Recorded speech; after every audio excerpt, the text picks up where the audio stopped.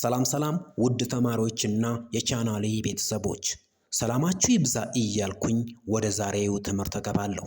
በዛሬው ትምህርት ይዤላችሁ የቀረብኩት በአዲሱ ስርዓተ ትምህርት የተዘጋጀውን የ12ኛ ክፍል የጂኦግራፊ ትምህርት ክፍል 6 ይሆናል።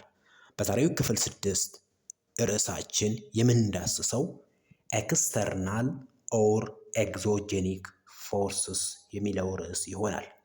The forces which derive their strength from the Earth's exterior or originate within the Earth's atmosphere are called exogenic or external force. ከመሬት ውጫዊ ክፍል ላይ ከፍተኛ የሆነ ፕሬዠር ወይንም ኃይል የሚመጣ ከሆነ ወይንም የመሬት ውጫዊ ኃይሎች እነዚህም በተለይም ከአትሞስፌር ያ ማለት ዝናብ ሊሆን ይችላል፣ ከፍተኛ የሆነ ዊንድ ሊሆን ይችላል። በእነዚህ ምክንያት የሚመጡ የመሬትን ክፍል የሚቀይሩ ኃይሎች ኤግዞጄኒክ ኦር ኤክስተርናል ፎርስ ተብለው ይጠራሉ። They are forces that act on the surface of the earth from the outside. እነዚህ የውጭኛውን የመሬት ክፍል የሚቀይሩ ኃይሎች ከውጭኛው የመሬት ክፍል የሚመጡ ናቸው። Denudation is the lowering of land by wearing away the surface of the earth. Denudation የሚባለው የመሬትን ክፍል ወደ ዝቅተኛ ስፍራ የሚቀይር ፕሮሰስ ወይም ሂደት ነው። ይህ የመሬት ክፍል ወደ ዝቅተኛ ስፍራ ያ ማለት ተራራማ የሆነውን ስፍራ ወደ ዝቅተኛ ስፍራ ሲቀየር በዋነኝነት አፈሩ ዊር በማድረግ ወይንም አለቱ በመሸርሸር ነው ማለት ነው። Denudation consists of weathering and erosion. Denudation የዌዘሪንግ እና የኢሮዥን ድምር ውጤት ነው። ስለዚህ ኤክስተርናል ፎርስ ሌላ ስማቸው ኤግዞጄኒክ ፎርስ ወይንም ሌላ ስማቸው ግራዲሽናል ፎርስ ተብለው ይጠራሉ። እነዚህ ኤክስተርናል ፎርሶች ዴኑዴሽን የሚባል ፕሮሰስ ወይንም የመሬት አቀማመጡን ወደ ዝቅተኛ ስፍራ ይቀይራሉ። ዴኑዴሽን ሁለት ሂደቶችን ይይዛል ብያለሁ ቅድም እንዳልኩት። እነዚህም ዌዘሪንግ እና ኢሮዥን ይሆናሉ። ኢሮዥን is or refers to the displacement of solids such as water, wind and ice. የመሬቱን ክፍል ዲስፕሌስ ማድረግ ወይንም መሬት ላይ ያለውን የአለት ንብብር ቦታውን የሚቀየርበት ሂደት። ያ ማለት በአንድ ቦታ ላይ ያለ አለት ቦታው እንዲለቅ ቦታው ለቆ ወደ ሌላ ቦታ እንዲንቀሳቀስ በውሃ በነፋስ ወይንም በበረዶ ሊሆን ይችላል ማለት ነው። ስለዚህ displacement of solid materials is called erosion.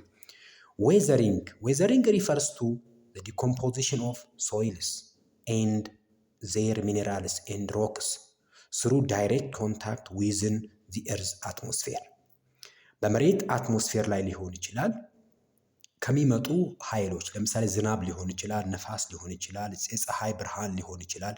በእነዚህ ሂደት ውስጥ አለቶች ሲሰባበሩና ወደ ትናንሽ ስብርባሪ ሲቀየሩ ዌዘሪንግ ተብሎ ይጠራል። so weathering refers to decomposition of soil and their minerals and rocks through direct contact within the earth's atmosphere. ቀጥታ ግንኙነት ባላቸው ያ ማለት ፀሐይ ስንል ከፀሐይ መጣው ቴምፕሬቸር ከአለቱ ላይ ሲያርፍ አለቱ የያዘው ሞለኪውሎች ኤክስፓንድ እና ኮንትራክት ያደርጋሉ። በዚህ ሂደት አለቱ ይሰባበራል። ወይንም አፈሩ ላይ ያለ አፈር ላይ የምናገኛቸው ሚኔራሎች በውሃ ታጥበው ሊወሰዱ ይችላሉ ወይንም ዲኮምፖዚሽን ያካሂዳሉ which means new substance formation ማለት ነው። ያ ማለት አለቶች ተሰባብረው ከውሃ ጋር ተደባልቀው በከፍተኛ ሙቀት ምክንያት ወደ ሶይል ቼንጅ ያደርጋሉ ማለት ነው። ስለዚህ ዌዘሪንግ ስንል ምን ማለት ነው? ዌዘሪንግ refers to the gradual breakdown of rocks into pieces. ዌዘሪንግ ማለት ግራጁዋል ቀስ በቀስ የሚካሄድ ሂደት ሲሆን ይህ ሂደት በተለይ አለቶችን ወደ ትናንሽ ስብርባሪ የሚቀይርበት ሂደት ነው። ስለዚህ ዌዘሪንግ ኢዝ ብሬክዳውን ኦፍ ሮክ ኢንቱ ፒስስ። ትላልቅ የሆኑ አለቶች ወደ ትናንሽ ስብርባሪ የሚቀየሩበት ሂደት ዌዘሪንግ ይባላል። ዚስ ሮክስ ላይ ኦን ዘ ሰርፌስ ኦፍ ዘ እርዝ። እነዚህ አለቶች በላይኛው የመሬት ክፍል ላይ የሚገኙ ናቸው። ዌዘሪንግ ኦፍ ሮክስ ቴክስ ፕሌስ ኢን ቱ ዌይስ። እንግዲህ ዌዘሪንግ የአለቶች መሰባበር በሁለት መንገዶች ይካሄዳል። አንደኛው ፊዚካል ዌዘሪንግ ብለን የምንጠራው ነው። ሁለተኛው ኬሚካል ዌዘሪንግ ተብሎ የሚጠራው ነው። ፊዚካል ዌዘሪንግ በሌላ ስሙ ሜካኒካል ዌዘሪንግ ወይንም ዲስኢንተግሬሽን ተብሎ ይጠራል። ኬሚካል ዌዘሪንግ ኢዝ ኮልድ ዲኮምፖዚሽን ተብሎ ይጠራል። ፊዚካል ዌዘሪንግ ኢዝ ዘ ፕሮሰስ ባይ ዊች ሮክስ አር ብሮክን ኢንቱ ስሞለር ፒስስ። ስለዚህ ፊዚካል ዌዘሪንግ ማለት ትላልቅ የሆኑ የአለት ንብብሮች ቢኖሩ እነዚህ የአለት ንብብሮች ተሰባብረው ወደ ትናንሽ ስብርባሪ ሲቀየሩ ፊዚካል ዌዘሪንግ ተብሎ ይጠራል። ኢች ፍራግመንትስ ሃዝ ሲሚላር ኬሚካል ካራክተሪስቲክስ ላይክ ዚ ኦሪጂናል። እንግዲህ እነዚህ የተሰባበሩ የአለት አይነቶች ወይም ትናንሽ ስብርባሪዎቹ መጀመሪያ ከነበረው የአለት ጋር ተመሳሳይነት አለው። ስለዚህ ፊዚካል ዌዘሪንግ ሲባል ዝም ብለን ፊዚካሊ ብቻ አካላዊ ለውጥ ብቻ አለቶቹ የሚያደርጉበት ነው ማለት ነው።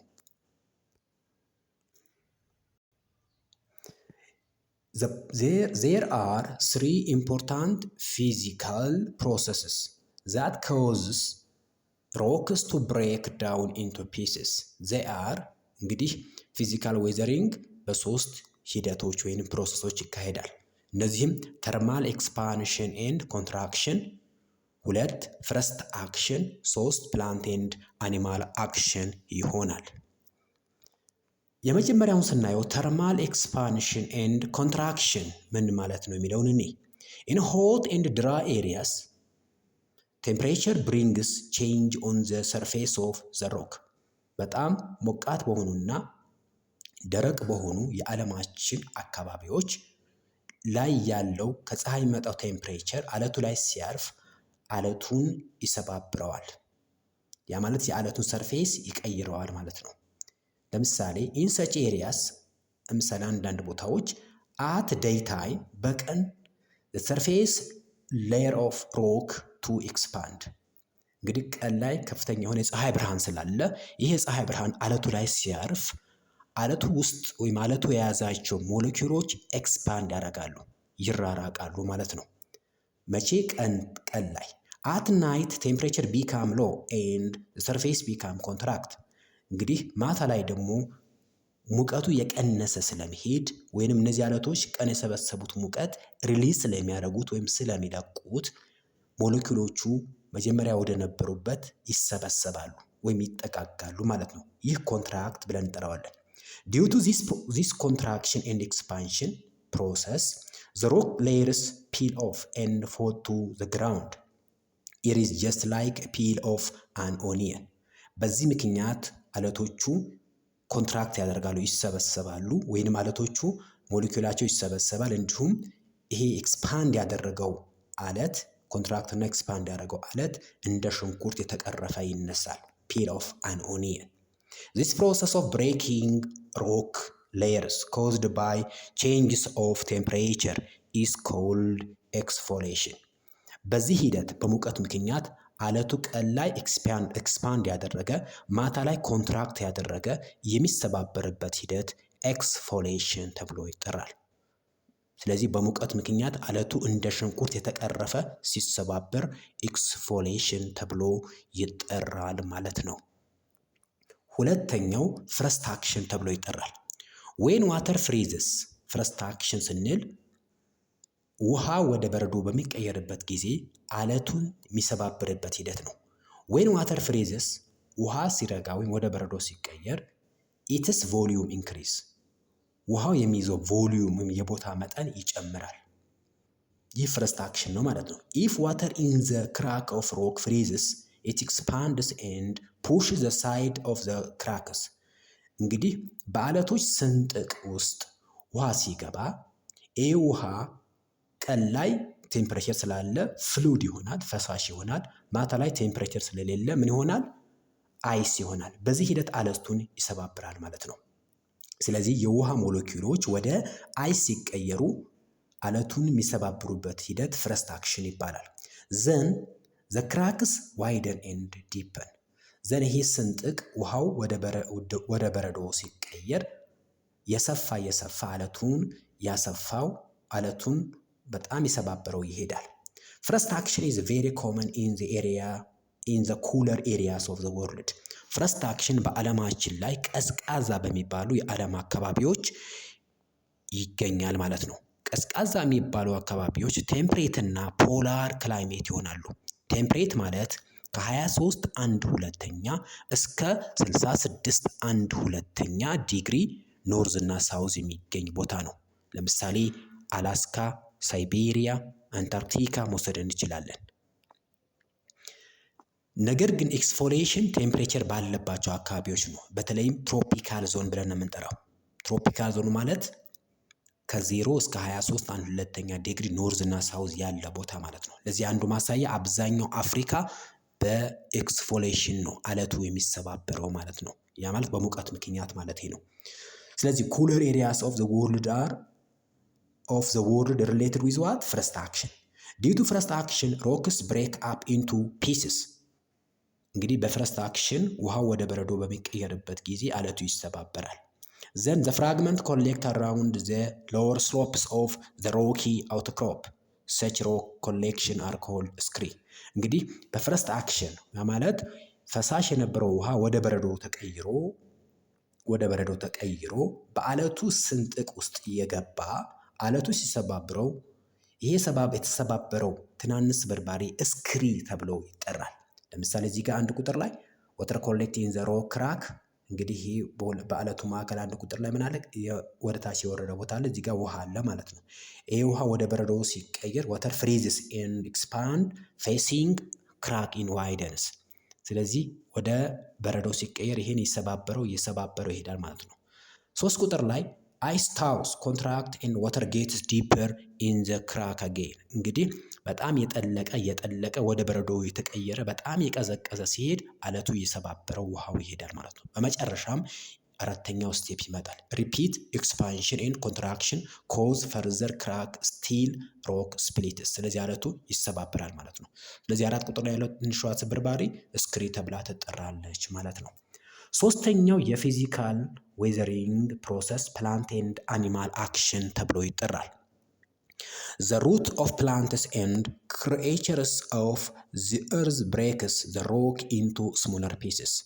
የእጽዋቶች ስርና እንግዲህ እጽዋቶች በየቀን ህይወታቸው ውስጥ ሩታቸው ያደገ ወደ አንደርግራውንድ የገባ ወይም ወደ ጎን የሄደ አለቱን ይሰባብረዋል። ስለዚህ ፊዚካሊ ይሰባብረዋል ማለት ነው። ቅርጹን ሳይቀይር አለቱን እንዳለ ሆኖ ሳይዙን ይሰባብረው ይሄዳል። እንዲሁም አፈር ውስጥ የሚገኙ ክሪኤቸሮች ላይክ ሴንቲፔድ፣ ሚሊፔድ፣ እርዝዎርም፣ ተርማይት፣ አንት ለምሳሌ ጉንዳን፣ ምስጥ፣ መሬት ውስጥ የተለያዩ ትላትሎች፣ የተለያዩ ባክቴሪያዎች አለቱን ምን ያደርጉታል? ፍራክቸር ያደርጉታል ማለት ነው። ስለዚህ ፕላንት ኤንድ አኒማል አክሽን ኢዝ ዘ ሰርድ ፊዚካል ዌዘሪንግ ይሆናል ማለት ነው። ስለዚህ ፊዚካል ዌዘሪንግ 3 ፕሮሰሶች ያካሂዳል። የመጀመሪያው ተርማል ኮንትራክሽን ኤንድ ኤክስፓንሽን፣ ሁለተኛ ፍረስት አክሽን፣ ሶስተኛው ፕላንት ኤንድ አኒማል አክሽን ይሆናል። ሁለተኛው የዌዘሪንግ አይነት ደግሞ ኬሚካል ዌዘሪንግ ወይንም ዲኮምፖዚሽን ተብሎ ይጠራል። ኢት ኢንቮልቭስ ኮምፕሊት ቼንጅ ኢን ዘ ኢንተርናል ስትራክቸር ኦፍ ሮክስ። እንግዲህ ይሄ ኬሚካል ዌዘሪንግ የአለቱ ውስጣዊ ሁኔታ ሙሉ ለሙሉ የሚቀየር ነው ማለት ነው። ያ ማለት አዲስ ሰብስታንስ የሚፈጠርበት ሂደት ነው ማለት ነው። አንድ አለት ተሰባብሮ ወደ አፈር ሲቀየር ሙሉ ለሙሉ የኤሌመንቱ ኮንተንት ወይም ሚነራል ኮንተንት ይቀየራል ማለት ነው። ኬሚካል ዌዘሪንግ ካን ኦከር ቢኮዝ ኦፍ ሬን አክሽን፣ ፕላንት ኤንድ አኒማል አክሽን። እንግዲህ ኬሚካል ዌዘሪንግ በሁለት አበይት ፕሮሰሶች ይከሰታል። አንደኛው ሬን አክሽን በዝናብ ውሃ ሲሆን፣ ሁለተኛው ፕላንት ኤንድ አኒማል አክሽን ይሆናል። ሬን አክሽን ዋተር ኢዝ ዘ ሞስት ኢምፖርታንት ኤጀንት ኦፍ ኬሚካል ዌዘሪንግ። እንግዲህ ለኬሚካል ዌዘሪንግ ዋነኛው ግብአት ወይም ዋነኛው ወሳኝ ወተር ነው ወይም ውሃ ነው ማለት ነው። ውሃ ለኬሚካል ዌዘሪንግ አንደኛና ትልቁ ግብአት ነው። በት ሬን ወተር ዲዞልቭ ኦክሲጂን ኤንድ ካርበን ዳይኦክሳይድ አስ ኢት ፎልስ ስሩ ዲ አትሞስፌር። እንግዲህ ከአትሞስፌር በተለይም ከታችኛው ትሮፖስፌር ብለን ከምንጠራው የአትሞስፌር ክፍል የሚመጣው ደመና፣ ይህ ደመና ማለት የተለያዩ የውሃ ቅንጣቶች ስብስብ ነው። ይህ የውሃ ቅንጣት ሬን የሚባል ነገር ይፈጥራል። ይሄ ሬን ከኦክሲጅን እና ከካርበን ዳይኦክሳይድ ጋር ሪአክት ያደርጋል ማለት ነው። ለምሳሌ ወተር ሪአክት ዊዝ ኦክሲጅን ኤንድ ወተር ሪአክት ዊዝ ካርበን ዳይኦክሳይድ ማለት ነው። ይሄ ሪአክሽን በዚህ ፕሮሰስ ውስጥ 4 ሂደቶች ይካሄዳሉ። ያ ማለት ዝናብ ከአትሞስፌር ወደ ታችኛው መሬት ክፍል ሲመጣ ማለት ነው። አንደኛ ኦክሲዴሽን ይካሄዳል፣ 2 ካርቦኔሽን፣ 3ኛ ሃይድሮላይሲስ፣ 4ኛው ሃይድሬሽን ይሆናል ማለት ነው። ኦክሲዴሽን ምን ማለት ነው? ማንኛውም ኤሌመንት ከኦክሲጅን ጋር ሪአክት ሲያደርግ ኦክሲዴሽን ይባላል። ምሳሌ ሳም ሚነራልስ ላይክ አይረን ዊል ረስት ዌን ዘይ ቢካም ኢን ኮንታክት ዊዝ ሬኒ ወተር ዛት ሃዝ ዲዞልቭድ ኦክሲጅን ፍሮም አትሞስፌር። እንግዲህ የዝናብ ውሃ H2O አለን ፕላስ አይረን ኢት ፎርምስ አይረን ኦክሳይድ ፕላስ ሃይድሮጅን ይሰጠናል። ስለዚህ ብረቱ ይዝጋል ማለት ነው። የዛገ ብረት ረስቲንግ ብለን እንጠራዋለን። ይሄ ረስት ያደረገው ብረት ሜክስ አይረን ዊክ ኤንድ ብሬከብል። አለቱ በጣም ደካማ፣ ያ ማለት ብረቱ በጣም ደካማና የተሰባበረ እንዲሆን ያደርገዋል። ኢን ዘ ኬዝ ኦፍ ረስቲንግ። ስለዚህ ረስቲንግ ላይ አይረን ሜክስ ወይም ብረቱን ምን ያደርገዋል? ዊክ፣ በጣም ደካማ እንዲሁም የሚሰበር ያደርገዋል ማለት ነው። ይህ ፕሮሰስ ኦክሲዴሽን ተብሎ ይጠራል። ኦክሲዴሽን ማለት ማንኛውም ኤሌመንት ከኦክሲጅን ጋር ሪአክት ሲያደርግ፣ በዚህ ሂደት አይረን ሪአክት ዊዝ ዋት? ኦክሲጅን ኢዝ ኮልድ አይረን ኦክሳይድ። አይረን ኦክሳይድ ሪአክት ዊዝ ዋተር ኢት ፎርምስ ረስቲንግ። ሚነራልስ ዛት ሃቭ ካርቦኔት አር ዲዞልቭድ ዌን ዘይ ካም ኢን ኮንታክት ዊዝ ሬኒ ዋተር ዛት ሃዝ ካርቦኒክ አሲድ ዲስ ፕሮሰስ ኮልድ ካርቦኔሽን። ካርቦኔሽን ስንል H2O ፕላስ ካርበን ዳይኦክሳይድ ምን ይፈጥራል? ካርቦኒክ አሲድ ይፈጥራል። ይህ ካርበን ዳይኦክሳይድ እና ውሃ የሚያደርጉት ሪአክሽን ካርቦኔሽን ተብሎ ይጠራል። ላይምስቶን ኢዝ ሪሙቫል ኦፍ ሮክ ኢን ሶሉሽን ባይ አሲዲክ ሬኒ ወተር። ስለዚህ አሲዲክ ሬኒ ወተር ከላይምስቶን ጋር ወይም ከካልሽየም ካርቦኔት ጋር ሪአክት ሲያደርግ አለቱ ይሰባበራል ማለት ነው። ሃይድሮላይሲስ ኢዝ ብሬክ ዳውን ኦፍ ሮክ ባይ አሲዲክ ወተር ቱ ፕሮዲውስ ክሌይ ኤንድ ሶሉብል ሳልትስ። ሃይድሮላይሲስ ሲባል ምን ማለት ነው? እንግዲህ አለቶች በአሲዲክ ውሃ ምክንያት ተሰባብረው አየን ኤክስቼንጅ ሲያደርጉ ማለት ነው። ኒው ሰብስታንስ ፎርሜሽን ሲያካሂዱ ማለት ነው። ለምሳሌ ክሌ የሸክላ አፈር እና ሶሉብል ሳልት ይሟሟጨው አንዱ ኤግዛምፕል ሊሆን ይችላል። ስለዚህ ሃይድሮላይሲስ አንዱ የሪአክሽን ፕሮሰስ ነው ማለት ነው። ወይንም አየን ኤክስቼንጂንግ ኦፍ ቢትዊን ወተር ኤንድ ዘ ሮክ ሌየርስ ይሆናል ማለት ነው። አራተኛው ሃይድሬሽን ነው። ሃይድሬሽን ሚንስ the rocks are completely dissolved by water. excess water in the rock layer is called hydration ይሆናል ማለት ነው። ስለዚህ ሪአክሽን ላይ 4 ፕሮሰሶች ይካሄዳሉ። ኦክሲዴሽን፣ ካርቦኔሽን፣ ሃይድሮላይሲስ ኤንድ ሃይድሬሽን ይሆናሉ ማለት ነው። እንግዲህ ቅድም ያልኳችሁ ፕሮሰስ ምንድን ነው የሚለውን እኔ H2O ፕላስ ካርበን ዳይኦክሳይድ ምን ይሰጠናል የሚለውን እኔ ይህ የሚሰጠን ምንድን ነው? ካርበን ወተር ሪአክት ዊዝ ካርበን ዳይኦክሳይድ ኢት ፎርምስ ካርቦኒክ አሲድ። ካርቦኒክ አሲድ ማለት H2CO3 ይሰጠናል ማለት ነው። ይሄ ካርቦኒክ አሲድ ከካልሽየም ካርቦኔት ጋር ሪአክት ያደርጋል። እንግዲህ ካርቦኒክ አሲድ ማለት H2CO3 ፕላስ CaCO3። ስለዚህ ይሄ ካርቦኒክ አሲድ ነው፣ ይሄኛው ደግሞ ካልሽየም ካርቦኔት ነው። ሪአክት ሲያደርግ አለቱ ይቦረቦራል ወይም ጉድጓድ ይፈጥራል ማለት ነው።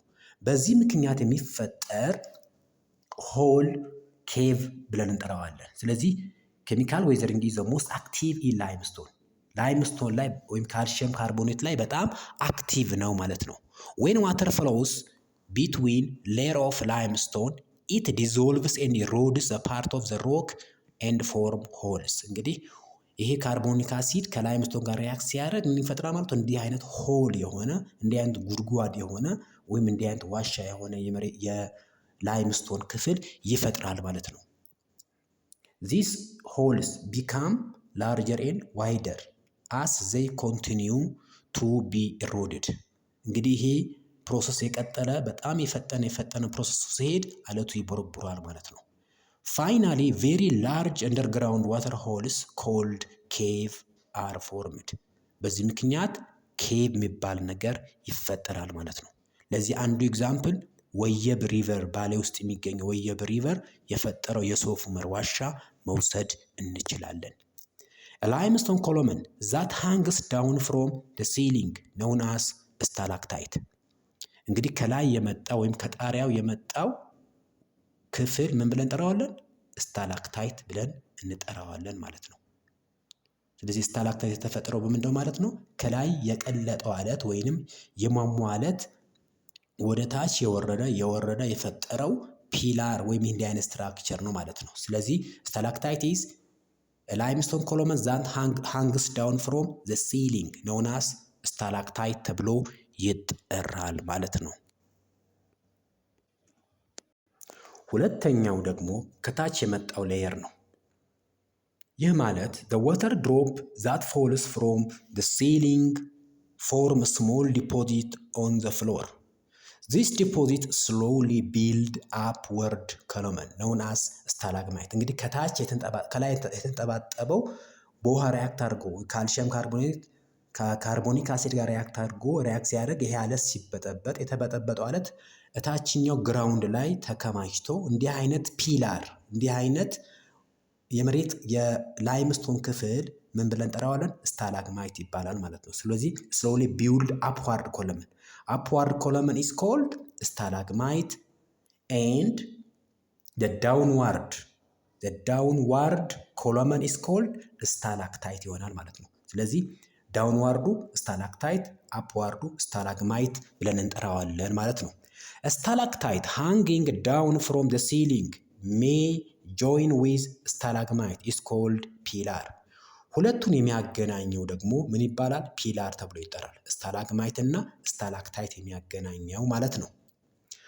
ሁለተኛው የኬሚካል ዌዘሪንግ ፕሮሰስ ፕላንትስ ኤንድ አኒማል አክሽንስ ይሆናል። ባክቴሪያ ኢን ዘ ፕሬዘንስ ኦፍ ወተር ብሬክ ዳውን ሰርቴን ሚነራልስ ኢን ዘ ሶይል። እንግዲህ ውሃ ውስጥ የሚገኙ ባክቴሪያዎች አለቱን ወይም ሚኔራሉን ይሰባብሩታል። ፕላንትስ ኦልሶ አብዞርብ ሚኔራልስ። እነዚህ ሚኔራሎች ደግሞ በእጽዋቶች አብዞርብ ይደረጋል። ያ ማለት እጽዋቶች ሚኔራሉን አብዞርብ ሲያደርጉት አለቱን ክራክ ያደርጉታል ማለት ነው። ምክንያቱም ያቺን ሚኔራል አብዞርብ ለማድረግ ወይም ለመውሰድ አለቱ የሰረሰረ የእጽዋቱ ሩት አለቱን የሰረሰረው ይሄዳል ማለት ነው። ስለዚህ ፕላንቶቹ ኒውትረንቱን አብዞርብ ሲያደርጉት የሮኩ ኮንተንት ይዘቱ ያጣ ይሄዳል ማለት ነው። ሞርኦቨር ዲኬ ቬጌቴሽን ፕሮዲውስ ኦርጋኒክ አሲድ። የበሰበሱ እጽዋቶች ደግሞ ኦርጋኒክ አሲድን ፎርም ያደርጋሉ which causes a further breakdown of minerals. All this action helps to weaken and break up the rocks. እነዚህ አጠቃላይ ሂደቶች አለቱን ያዳከሙና እየሰባበሩት ይሄዳሉ ማለት ነው። ቅድም እንዳልኳችሁ እጽዋቶች በስሮቻቸው ሚኔራል ሰርች ሲያደርጉ ሚኔራሉን ከሮኮቹ ላይ አብዞርብ ሲያደርጉ ሮኩን ይሰባብሩታል ማለት ነው። ስለዚህ ሚኔራሉን ወሰዱበት ማለት አለቱ ወደ ሌላ ፎርም ቼንጅ ያደርጋል ማለት ነው። ወይንም የተሰባበረ ይሄዳል ማለት ነው። ሌላው ባክቴሪያዎች ቅድም እንዳልነው ባክቴሪያዎቹ ውሃ ውስጥ ያሉ ባክቴሪያዎች ወተር ብሬክ ዳውን ሰርቴን ሚኔራልስ፣ እነዚህ ሚኔራሎች ይከፋፍሉታል ወይም ሌላ ሪአክሽን እንዲፈጠር መንገድ ይከፍታሉ ማለት ነው። ስለዚህ በዛሬው ትምህርት ያየነው ኤክስተርናል ፎርስ ማለት ምን ማለት ነው፣ ዴኒዴሽን ምን ማለት ነው፣ ዌዘሪንግ፣ ኢሮዥን፣ ፊዚካል ዌዘሪንግ እና ኬሚካል ዌዘሪንግ ምን እንደሆኑ በአጠቃላይ አይተናል ማለት ነው። እንደ አጠቃላይ ግን የተወሰኑ ሀሳቦችን ላጋራችሁ ፈለግኩኝ። ስለዚህ በዛሬው ትምህርት ያየነው ኤግዞጀኒክ ኦር ኤክስተርናል ፎርስ ማለት ምን ማለት ነው የሚለው አይተናል። They are forces that act on the surface of the earth from outside is called exogenic external or gravitational force.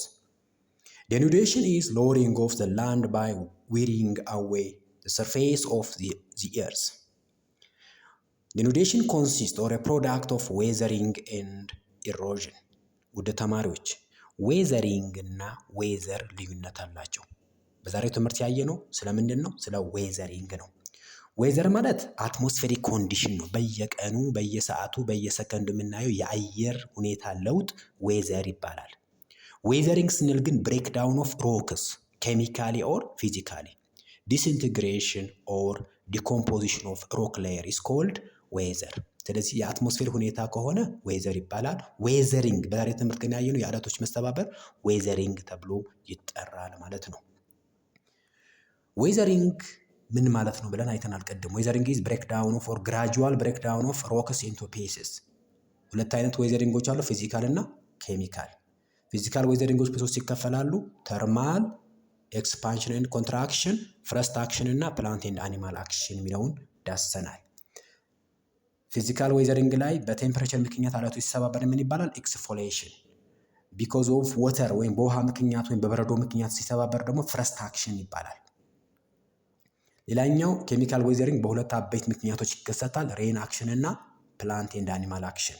ሬን አክሽን 4 ፕሮሰሶች ይይዛል። ኦክሲዴሽን፣ ካርቦኔሽን፣ ሃይድሮላይሲስ እና ሃይድሬሽን የሚለውን አይተናል ቀደም ማለት ነው።